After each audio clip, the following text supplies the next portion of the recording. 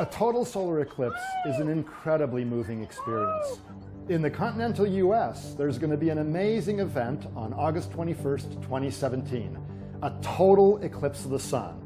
Well, a total solar eclipse is this incredible phenomenon that happens because of the sun being 400 times bigger than the moon, but also 400 times farther away. Suppose this tennis ball is the sun and the ping pong ball is the moon, and I'm a person on Earth looking at the two. If the moon is a bit too far away in its elliptical orbit, then it doesn't quite block the sun, and if it's too close, then it blocks not only the bright disk of the sun, but the inner corona as well. But if I line them up so that the ratio of distances is 2 to 1, that's the same as the ratio of sizes, and then they look the same size in the sky. So the ping pong ball moon blocks the entire tennis ball sun. Nowhere else in the solar system is that the case. So if aliens were to visit our solar system, I claim they should visit Earth at the time and location of a total solar eclipse, and they would leave very happy. Well, the Space Sciences Lab, together with Google and a number of institutions, has decided to document the eclipse over the hour and a half that the shadow crosses the continental US. We've got about 1,000 serious photographers taking good quality images of the sun, and anyone else who wants to contribute can do so as well. By having many images of the corona over the course of an hour and a half, we'll be able to examine the changing structure of the corona. And that's important because the satellites orbiting Earth right now can't monitor changes in the inner corona for technical reasons, but from the ground we can. Scientists want to understand the structure of the corona better because it tells us about the inner workings of the sun. There are solar flares and coronal mass ejections that then interact with Earth's magnetic field and can cause power blackouts. So the better we understand the sun, the more we will be able to respond to and indeed even predict these tremendous outbursts from the sun's surface. And that's something that citizen scientists will actually be able to help out with. If you don't make an attempt to go to the location where a total solar eclipse is happening, one will visit you roughly every 380 years. So this is a real opportunity for tens of millions of Americans and others throughout the world to see the total solar eclipse.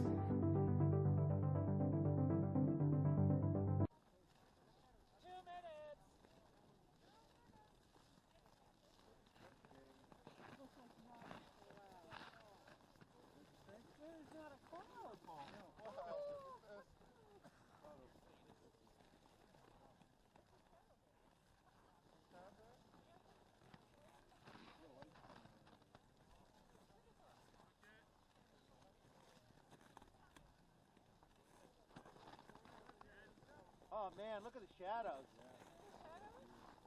Oh yeah. Wow. How much time? 1 minute, 20 seconds. Yeah, why don't you take the glasses off? Oh, you know what? I think it's getting noticeably darker over there to the north. Oh yeah. 5 seconds before it goes power. Well, actually, that's west. That's the direction the shadow should be coming in. Oh man, that is awesome.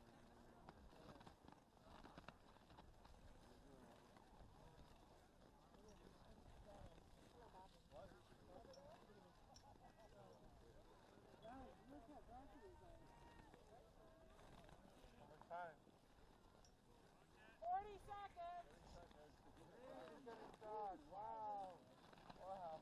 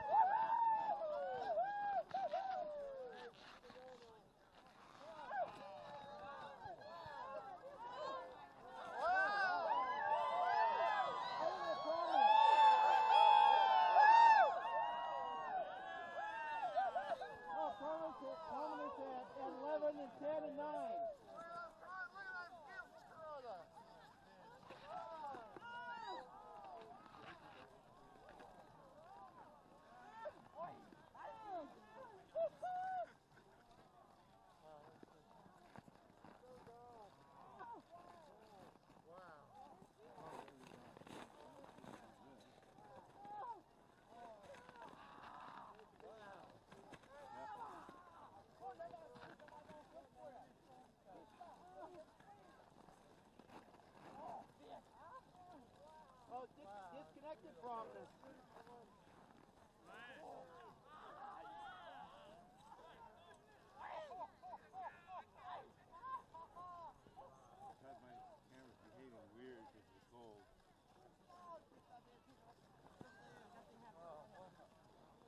Big streamer at 5 o'clock. Disconnect the prominence at about 9:30.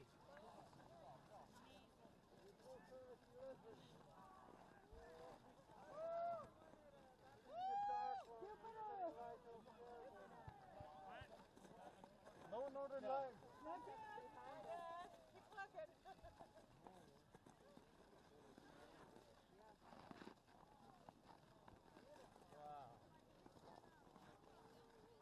Keep looking. There's another prominence appearing on the bottom.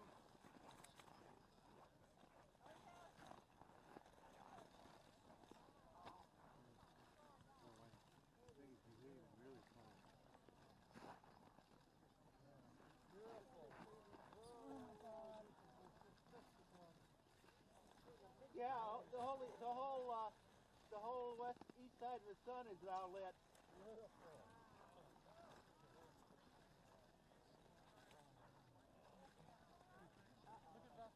All right, here we go. There's chromosphere.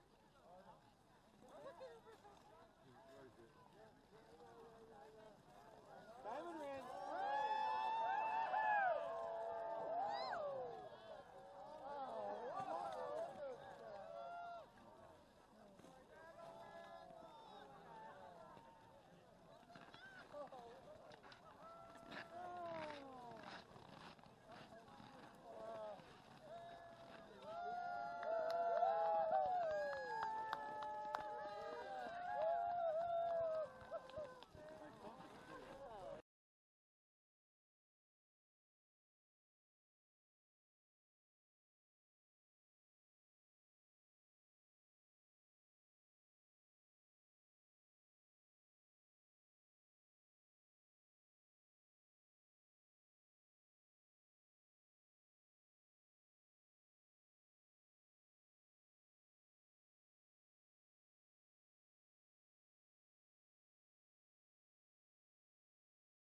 Well, throughout history, massive volcanic eruptions have had damaging effects to our planet and its people.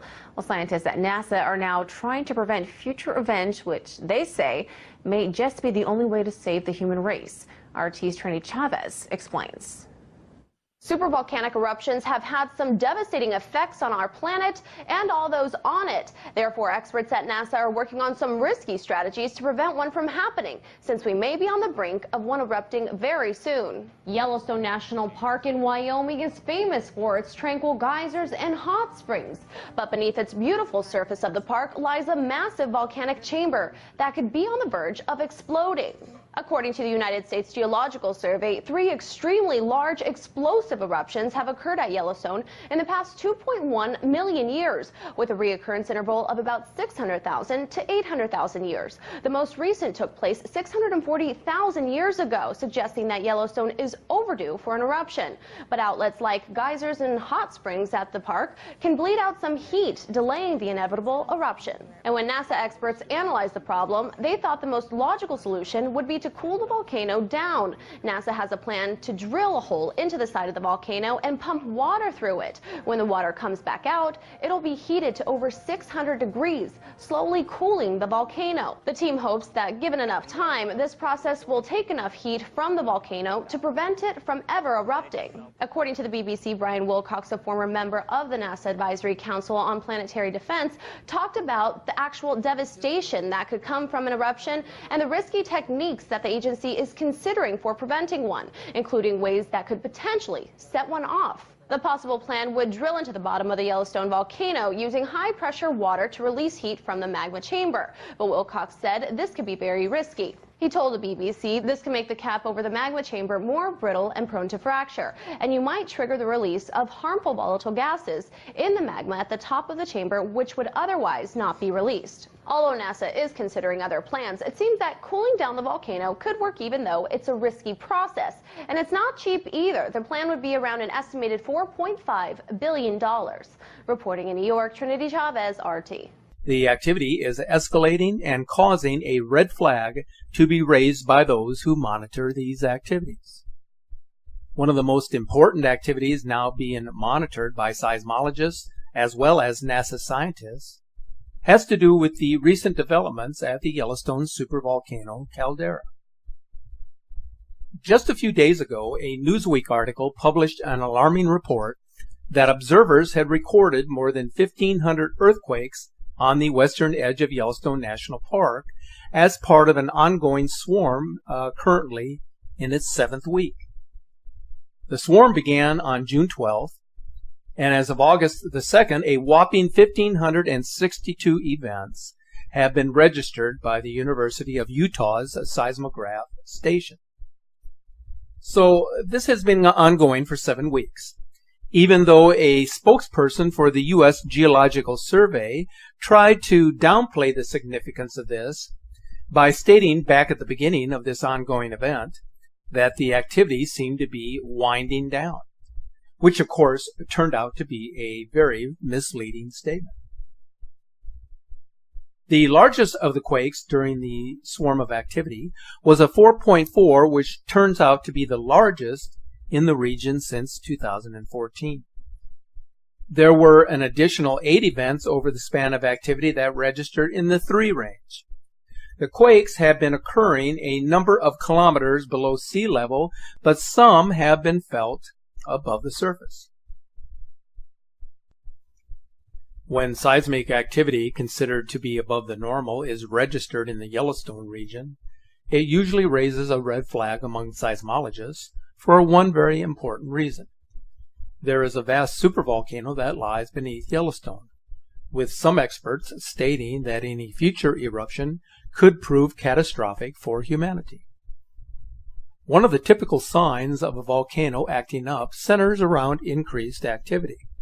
But there are other signs of an imminent eruption, which include the amount of surface deformation, as well as changes to the hydrothermal system and the amount of gas output. Here is what American physicist Mikio Kaku says about the potential of a supervolcano eruption.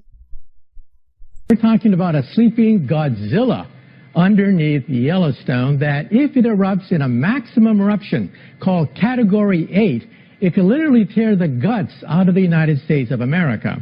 Instead of having 50 states of the Union, we would only have 30 states of the Union. Now that's Category 8.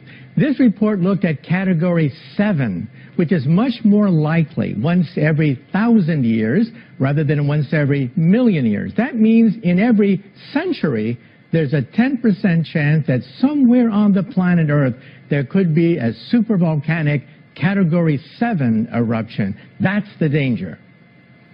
You just talked about a volcano that could wipe out 20 states. How in the world is that possible? Well, it's happened before. 2.1 million years ago, 1.3, and also 0.6 million years ago. We have the evidence of a gigantic eruption that is sufficient to tear the guts out of the U.S. of A. So this report has to be taken seriously, but it's hard really to imagine this lake of lava that stretches hundreds of miles in all directions. How do we know that, and how do they read that? Well, just 2 years ago, there was a scare, in fact. We actually began to measure the size of this lava hotspot, and it turned out to be twice as big as we previously thought. Eventually, the law of averages catches up to you.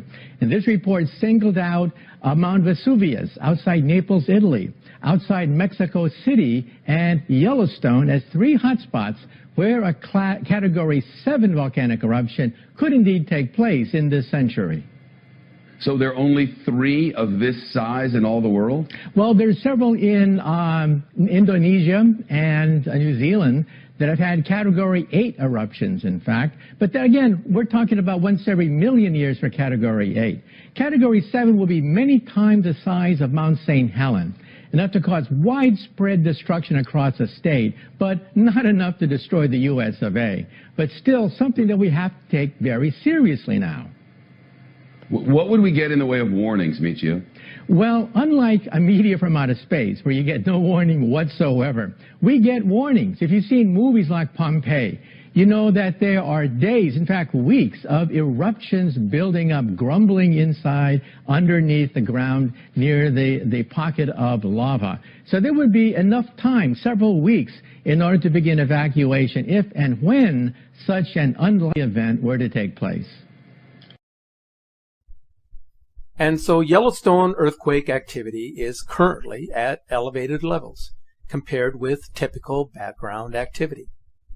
But Yellowstone is not the only region that has a caldera that poses risks for the safety and welfare of the public. There is a caldera located in the Long Valley region of California that is registering a swarm of quakes that also have the potential to raise a red flag. Between 30 and 35 quakes per day have been registered from this location since the beginning of August. This swarm is still ongoing, and seismologists are unable to determine whether the swarm is a sign of an imminent supervolcano eruption. This is just another in a series of disturbing developments that must be taken seriously in this day and time in which we live. Volcanic activity has risen dramatically in 2017.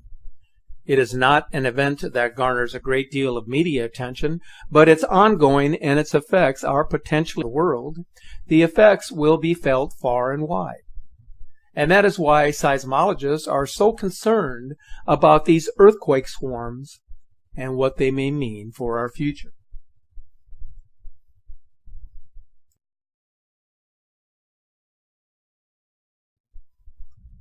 Scientists are sounding the alarm bell more frequently today than at any time in recent memory. What is happening now has them very concerned.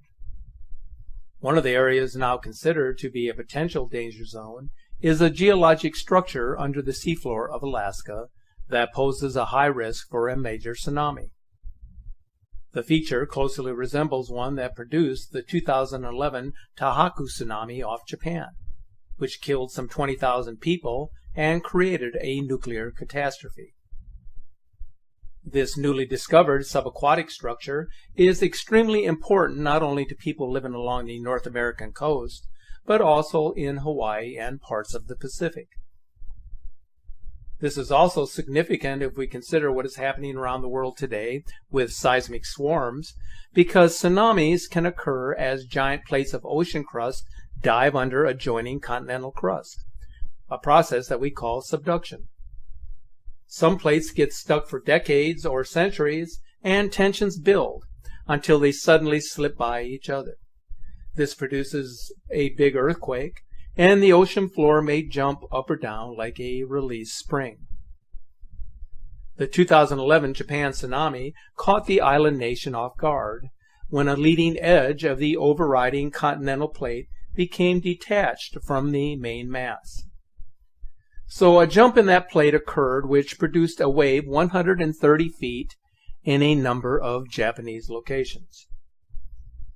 Seismic activity can also be a telltale sign of the potential for great danger originating from the seafloor. But dangers of areas like these are just now being widely recognized. The Earth's crust is heating up from far below the surface, as evident in the global unrest that is happening now. But the Earth's atmosphere is also heating due to the flow of cosmic energy particles and the penetration of radiation ions. These two particles combined are having a profound effect on our weather and our health. The heat wave of 2017 has garnered much attention recently, and is a perfect example of the effects of a warming planet. A prolonged and life-threatening heat wave hit the west coast of the United States, where dozens of cities saw incredible record day temperatures soaring well above 100 degrees, as seen here from the August 3rd map that was released by the NOAA. Here is how unprecedented this particular heat wave was. Washington State normally sees mild summers where temperatures peak in the mid-80s, where the coastline endures a year-long drizzle. Seattle has only seen 3 days of temperatures north of 100 degrees in the last 120 years. Portland experienced temperatures that spiked to 106 degrees. That was nearly 20 degrees hotter than parts of Florida during that time frame. Especially concerning is the news that Seattle has had 52 consecutive days without rain, setting an all-time record dating back to 1951. Here's a look at the past month of satellite images. As you can see, not much is happening over Washington State.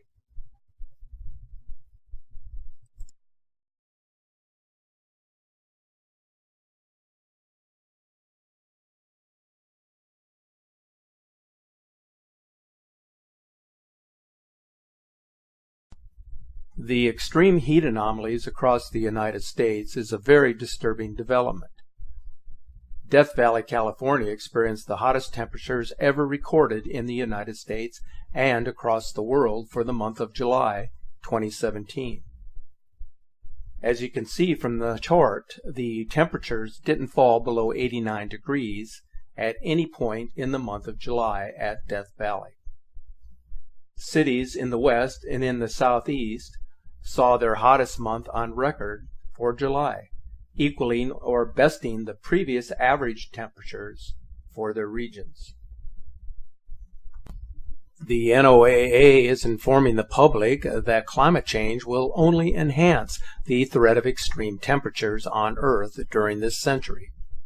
The hottest years on record have occurred since the year 2000, indicating that summer temperatures will rise by 3 to 10 degrees by 2100, according to projections.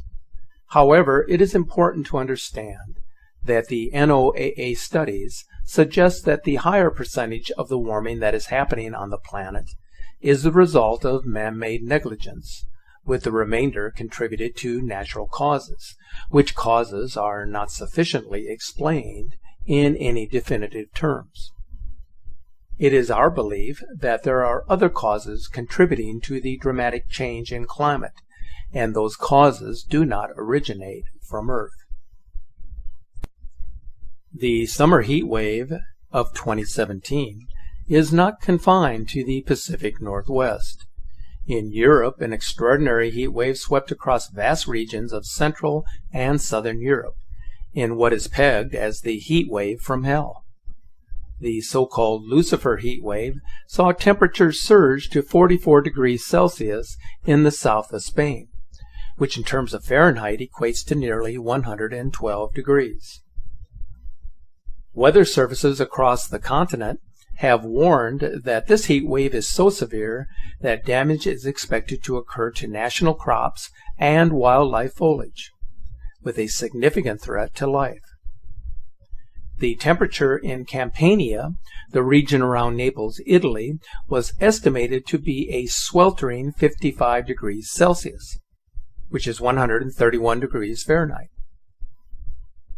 With the soaring heat comes the threat of wildfires, and that is exactly what they have been experiencing in areas across Europe, as seen in this video clip from the Mediterranean shores of France.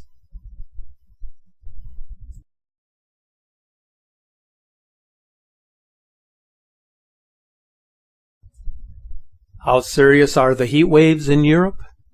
According to a study by the European Commission and published by the Lancet Planetary Health Journal, heat waves would become among the most lethal weather-related disasters, responsible for nearly 99% of all future extreme climate-related deaths on the continent, estimated to be in the range of 150,000 deaths per year in the coming decades.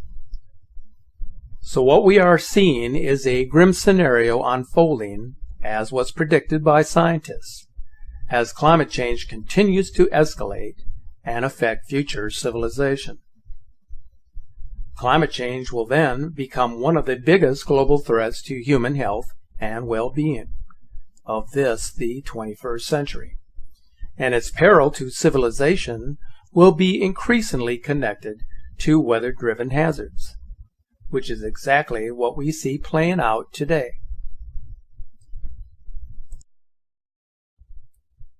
Wildfires are now burning on the ice-covered island of Greenland. It is extremely unusual and likely unprecedented for multiple wildfires to be burning on the giant island, since Greenland consists of 3/4 ice sheet with permafrost covering most of the remainder of the island. The fires are in western Greenland, north of the Arctic Circle, and were first spotted on August 3rd in an area of degraded permafrost. According to a chart, the MODIS satellite imagery has detected far more fire activity in Greenland in 2017 than in any other year since it began collecting data back in 2002. There is a strong indication that geothermal activity is heating up well below the surface of Greenland. In late July, a pilot observed a mysterious stream coming out of the ice layer in Greenland, which suggests that something very strange is taking place from this region.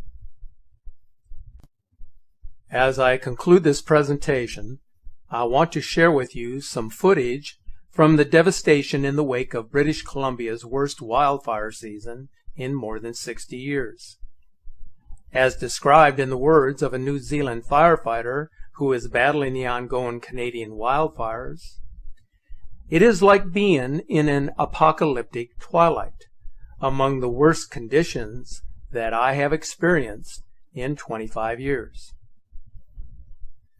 So as you watch this video footage, I wish to thank each of you for being such loyal viewers and for your continued support.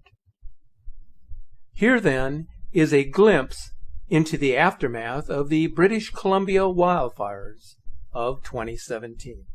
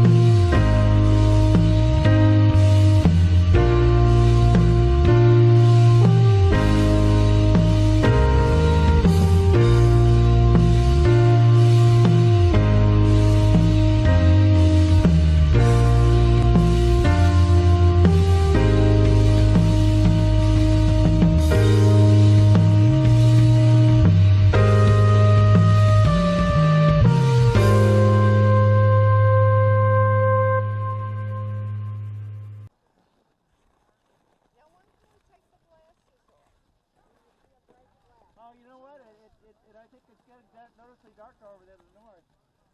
Oh, yeah. About 5 seconds before it goes south. Well, actually, that's west. That's the direction the shadow should be coming in. Oh, man, that is awesome.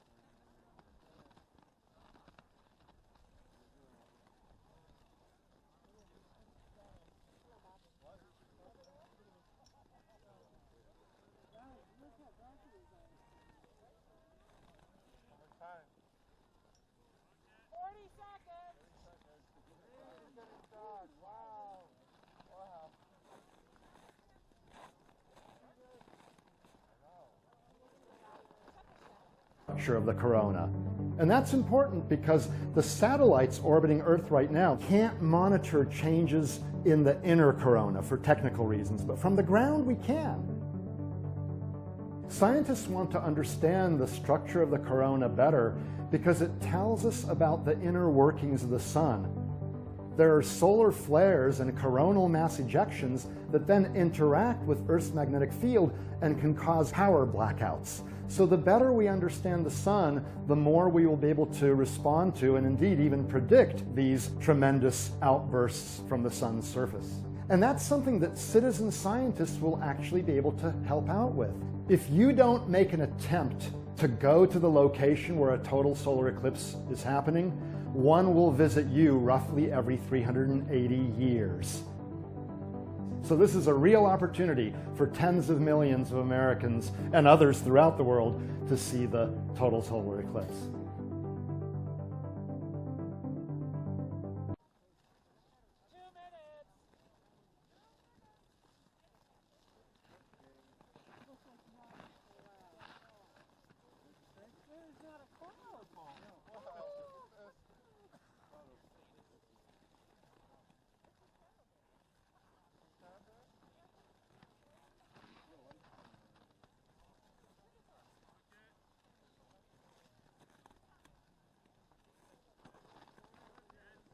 Oh man, look at the shadows. Oh yeah. Wow.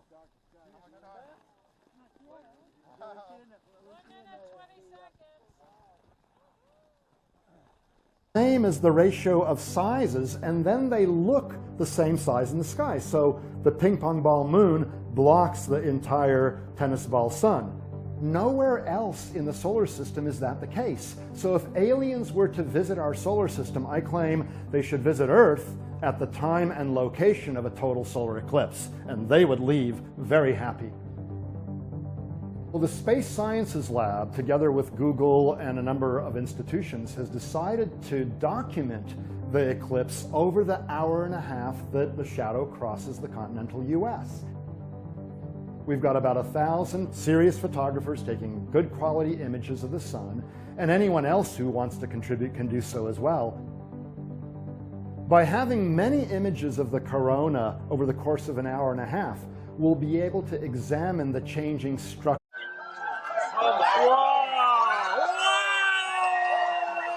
A total solar eclipse is an incredibly moving experience.